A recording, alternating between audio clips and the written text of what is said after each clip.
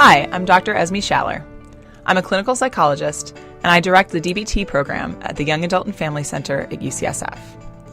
I'm here to answer the question, what the heck is DBT? If you're watching this, someone has told you that you or a family member could benefit from something called DBT. The goal of this video is to explain quickly and simply what people mean when they say DBT, who DBT is designed to help, and what being in DBT treatment might actually look like. The main goal of DBT is to build a life worth living. This means having things that are meaningful and important to you in your life.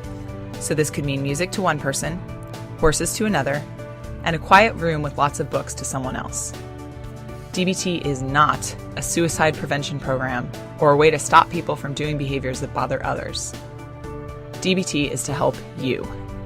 In other words, there is hope if you're suicidal. DBT is one way to overcome these feelings. Let's start with explaining those letters. Acronyms are always a bit confusing. The D stands for dialectical. This is a fancy philosophy word based on the idea of a dialectic, or two things that can seem like opposites but can in fact both be true at the same time. For example, in DBT, we believe that everyone is doing the best they can, and they need to try harder. We often think of dialectics as a great big scale, tilting back and forth. The main dialectic in DBT is that we are always trying to balance acceptance, you're doing the best you can, this is really how life is right now, with change. You have to try different things to get the life you want, you have to be motivated and work harder. A DBT therapist is thus constantly dancing, trying to make sure they really understand and accept where you're coming from, while also pushing you to change when they can. It can be a complicated step. The B stands for behavior. A behavior is anything that can be reinforced or rewarded. Okay, let me briefly explain reinforcement too. A reinforcer is anything that increases the likelihood that a behavior will occur again. If you study hard and get an A+ on a test, the A+ is the reinforcer that increases the chances you will study again. If your dog sits and you give him a treat, the treat is the reinforcer that increases the chance he will sit again. If you do a favor for a friend and he brings you a present to thank you, the present is the reinforcer that increases the chances you will do more favors in the future. The laws of behavior, having to do with these reinforcers, affect all living things: dogs, dolphins, people, even therapists.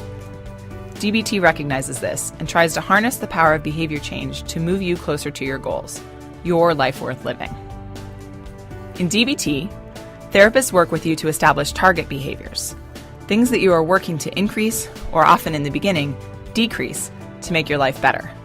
Common initial targets in DBT include thinking of suicide, self-injury, restricting meals, binging and purging, using drugs or alcohol, engaging in risky sexual behavior, reckless driving, physical aggression, and shoplifting.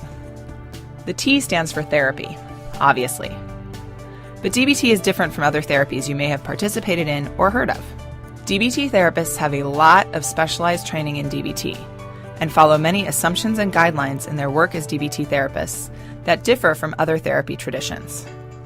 All of this is a bit beyond the scope of this video, but I'll let you in on a couple. Our first goal in DBT is making sure you stay alive. This helps us meet our second goal, making sure you stay in therapy until you can meet your goal, which is by far the most important: building a life worth living. DBT therapists believe that the most caring thing a therapist can do is to help push a client toward their long-term goals. Sometimes these goals may seem unattainable. It is a DBT therapist's job to understand how hard it is to change and to simultaneously push you to keep you moving forward. DBT therapists also believe that therapy with someone is a real relationship between equals. That means if you ask your therapist a question about their lives, they'll likely just answer it honestly instead of asking you why you're interested. It also means that the work in therapy is carried out by both of you. It's like a DBT therapist is in a rowboat with you, and you are both rowing to get to your destination. Your therapist shouldn't be laying back silently while you row super hard, and you also shouldn't be in the back of the boat drilling little holes in the bottom while your therapist is up front rowing, thinking you're rowing too. It's about both of you working together towards your goals. Now, who can benefit most from DBT? DBT has been studied and is currently being studied for a lot of different clinical populations. What most of them have in common is a difficulty in regulating emotions. This may mean that your life feels a bit like an emotional roller coaster. DBT might work for you if you get more disappointed than it seems like your friends do when plans get canceled or things don't go your way. You cry at movies a lot, or even at commercials. You sometimes feel like you were born into the wrong family, like you're a lion cub in a family of house cats. If one or more of these things describes you, you might benefit from DBT. Lastly, let's talk about what DBT looks like. Full DBT, the kind that has the most rigorous research backing it up, has 4 modes of treatment. These are 1. Structured individual therapy. There is a focus on behaviors, like we mentioned, and dialectics, that balance of acceptance and change. You'll also be asked to do some tracking of your emotions and behaviors in between sessions. If you're a teen or sometimes a young adult, family therapy will also be included as part of your DBT program. 2. Skills group. This is a weekly meeting, usually about 2 hours long, where you get to learn a different behavioral skill each week to help manage emotions, tolerate distress, and have effective interpersonal relationships. This saves time in your individual therapy to talk about the stuff that's most central to you. If you're a teen or young adult, you'll likely attend this group with a family member or two so they can learn the skills as well. 3. Skills coaching. This means you can call your therapist 24 hours a day to get help using your coping skills and to avoid engaging in some of those target behaviors we mentioned earlier. You have a personal coach that can help you change how you react to things at times when it is the hardest to do so. 4. Consultation team. This last one may be less obvious to you as the client, but DBT therapists work on a team that helps them support each other and do the best treatment possible.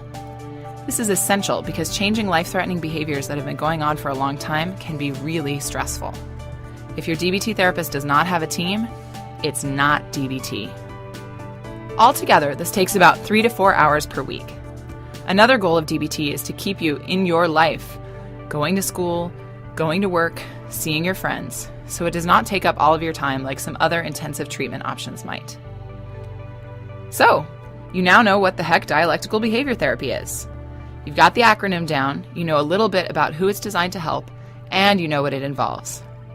Only you can choose if this is the right road to your life worth living. Why not talk to a DBT therapist and see what you think?